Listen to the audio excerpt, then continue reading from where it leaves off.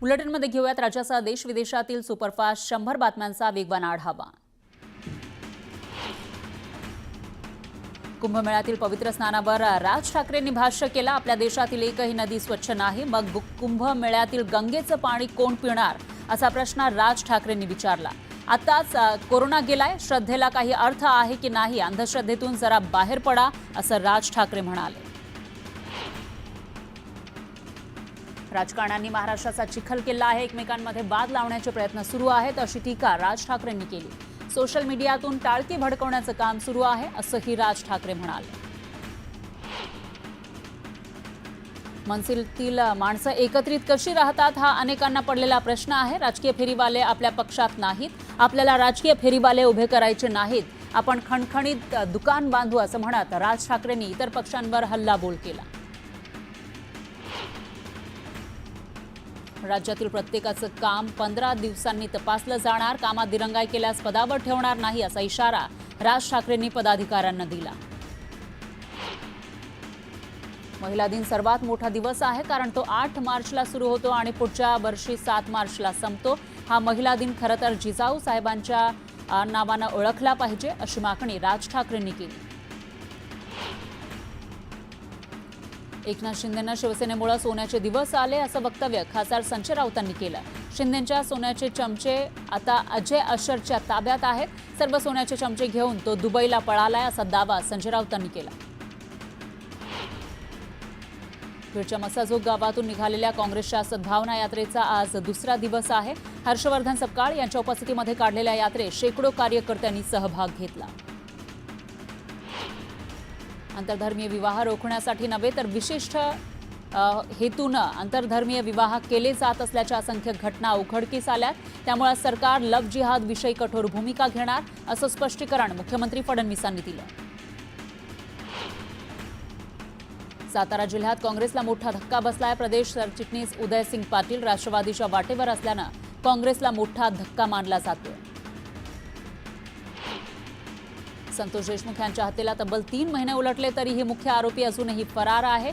याच प्रकरणी वैभवी देशमुखनं संताप व्यक्त केला। एका दलित व्यक्तीला वाचवायला गेल्यानं माझ्या वडिलांना अमानुषपणे मारहाण झाली, मदत करणं हा गुन्हा आहे का असा सवाल तिनं विचारला। तर आमच्याकडे पुरावे आहेत, पण सरकारचे डोळे कधी उघडणार असा सवाल वैभवीनं केला। आम्हाला न्याय हवाय, आम्ही मागील 3 महिन्यांपासून न्याय मागतोय, मुख्यमंत्र्यांसह दोन्ही उपमुख्यमंत्र्यांकडे न्यायाची भीक मागतोय, मात्र अजूनही आम्हाला न्याय मिळालेला नाही अशी खंत धनंजय देशमुख यांनी बोलून दाखवली। तर वाल्मी कराड मुख्य सूत्रधार आहे आणि त्याच्या सांगण्यावरूनच मारहाण आणि हत्या करण्यात आली असा आरोपही धनंजय देशमुख यांनी केला। शिरूरमधील जनआक्रोश मोर्चामध्ये पवार गटाचे युवक प्रदेशाध्यक्ष महबूब शेख सहभागी झाले। यावेळी सतीश भोसलेला अटक करण्यात यावं या मागणीसाठी त्यांनी शिरूर पोलीस ठाण्यासमोर ठिय्या आंदोलन केलं।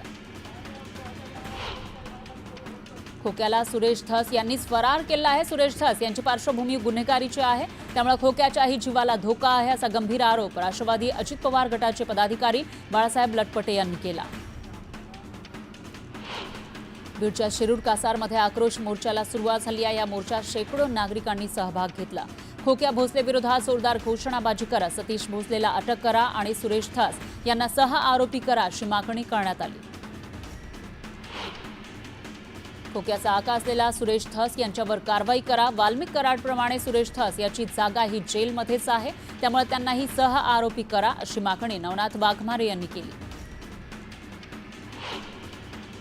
मुख्यमंत्र्यांनी जसा धनंजय मुंडेंचा राजीनामा घेतला तसा सुरेश धस यांचाही राजीनामा घ्यावा।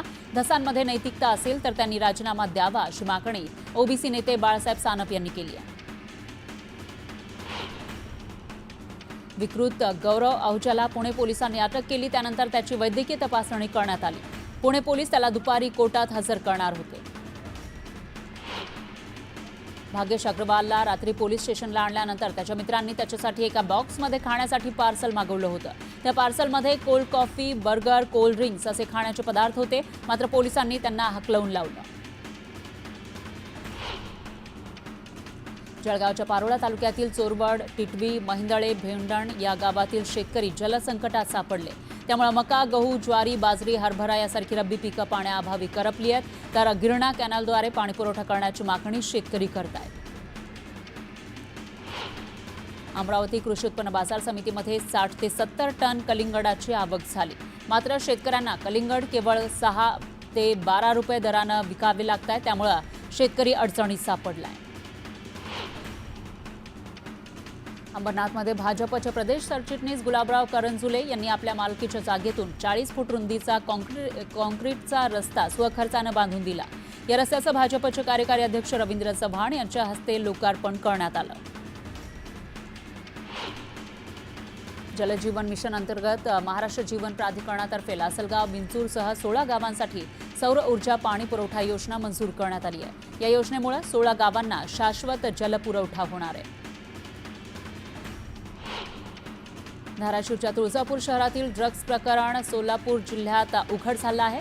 तुळजापूर शहरामध्ये मुंबईबरोबरच सोलापूर जिल्ह्यातून ड्रग्जची विक्री केल्याचं समोर आलंय. या प्रकरणी पोलिसांनी संकेत शिंदेला अटक केली. सोलापूर शहरातील धर्मवीर संभाजी तलाव परिसरात गेल्या 2 दिवसात 24 पक्ष्यांचा मृत्यू झाला. यामध्ये 22 कावळे, 1 घार, 1 भारद्वाज पक्षी याचा समावेश आहे. मात्र अद्याप महापालिका प्रशासन याबाबत दखल घेत नसल्यानं प्राणीमित्रांनी तीव्र नाराजी व्यक्त केली. कर्जत तालुक्यामध्ये ऐतिहासिक पाऊलखुणा समोर आल्या. दहिवली गावच्या दक्षिणेला काही टेकड्यांवर शिवमल्हार गटाकडून 3,500 वर्षांपूर्वीचा प्रसिद्ध खेळ असणाऱ्या मंकलाचे 32 पट, सृजनशीलतेचे प्रतीक असलेले 4 शिल्प आणि 16 चिझल मार्क असलेला एक भला मोठा दगड सापडलाय. यवतमाळमध्ये कृषी विभागाकडून कृषी महोत्सव आयोजित करण्यात आला. मात्र महोत्सवात शेतकऱ्यांनी उत्पादित केलेल्या वस्तू, अत्यल्प आणि लिपस्टिक, चपलांची दुकानं, ज्वेलरी यासह अन्य चायनामेड विदेशी वस्तूंच्या दुकानांची जत्रा भरली. त्यामुळे कृषी विभागाचा लाखो रुपयांचा निधी पाण्यात गेला. मावळ तालुक्यातील डोणे गावात रेशनिंग धारकांना कीड लागलेलं धान्य वितरित केलं जात असल्याचा आरोप ग्रामस्थांनी केला. यानंतर पुरवठा अधिकाऱ्यांनी पाहणी करत कीड लागलेला गव्हाचा कट्टा बदलला आणि यापुढे असं होणार नाही अशी हमी दिली. वाशिमच्या रिसोडमधील मोठे गावात कॅन्डल मार्च काढण्यात आला.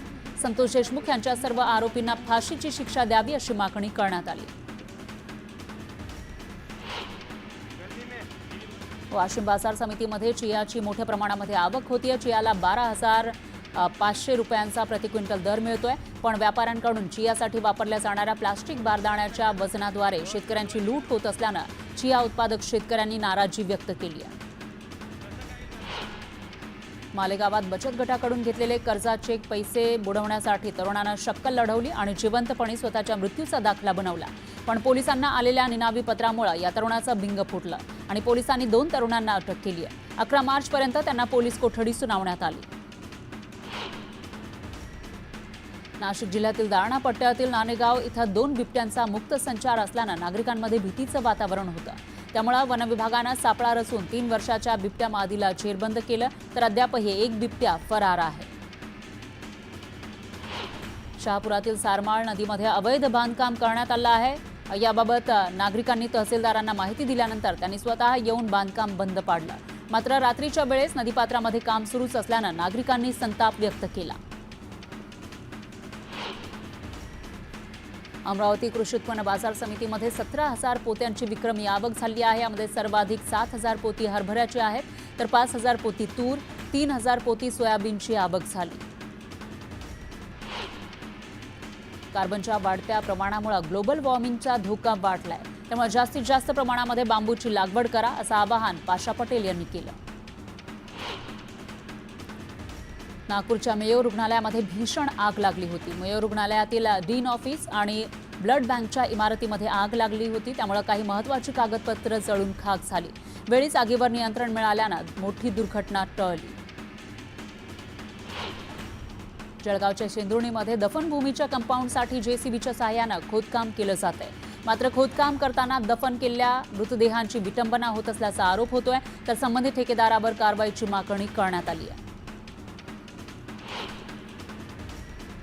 वाशिममध्ये आरटी अंतर्गत 978 विद्यार्थ्यांची निवड झाली आहे. पण आता प्रवेश प्रक्रियेमध्ये 10 मार्चपर्यंत मुदतवाढ मिळाली. त्यामुळे 2 दिवसात आणखी किती विद्यार्थी प्रवेश घेतात ते पाहणं महत्त्वाचं आहे. भिवंडीमध्ये भाजप कपिल पाटील फाउंडेशनच्या कार्यक्रमाला हजारो महिलांनी प्रतिसाद दिला। माजी केंद्रीय राज्यमंत्री कपिल पाटील यांच्या वाढदिवसानिमित्त त्यांना महिलांनी शुभेच्छा दिल्या। यावेळी लकी ड्रॉमध्ये महिलांना बक्षिसं देण्यात आली। कराडमधील तरुणीचा अमेरिकेमध्ये अपघात झाला होता, पण तिचे पालक भारतामध्ये राहत असल्यानं त्यांना तातडीनं व्हिसा मिळत नव्हता। पण हीच बातमी न्यूज 18 लोकमतनं दाखवताच अवघ्या 48 तासात तिच्या पालकांना व्हिसा मिळाला। तिचे वडील अमेरिकेत पोहोचल्यानंतर तब्बल 22 दिवसानंतर तिच्या पोटात अन्न गेलं। तर नीलमची प्रकृती आता स्थिर असल्याची माहिती। कोकणातील पारंपरिक शिमगोत्सवाचा उत्साह शिगेला पोहोचलाय। देवदेवतांच्या पालख्या भक्तांच्या भेटीला येणार आहे। त्यावेळी रत्नागिरी जिल्ह्यातील पारंपरिक पिसायच्या नकटा शिमगा खेळीची परंपरा अनेक वर्षांपासून जपली जाते। गोंदिया जिल्ह्यामध्ये आजही अनेक ठिकाणी बालविवाह होत असल्याचं दिसून येते। अशातच आमगावात फक्त 17 वर्ष वय असलेल्या मुलांचं लग्न लावण्यात येत होतं। याची माहिती मिळताच दामिनी पथकाला बालविवाह रोखण्यात यश आलं।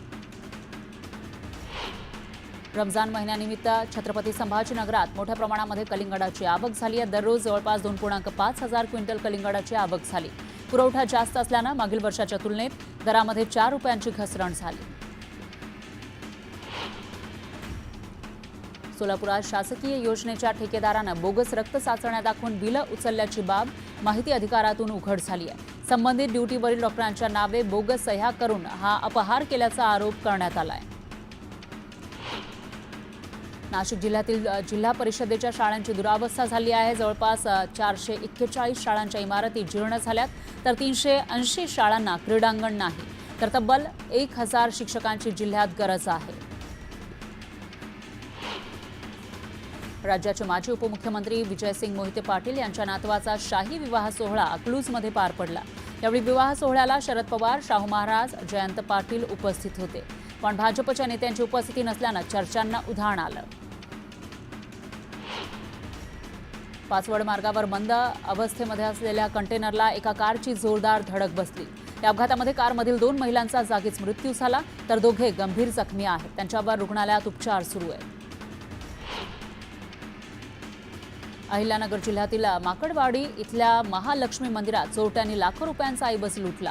51 तोळ्याच्या सोन्याच्या मुकुटासह 2 किलो चांदीचे दागिनेही चोरट्यांनी लंपास केले। या प्रकरणी गुन्हा दाखल करून चोरट्यांचा शोध सुरू करण्यात आला।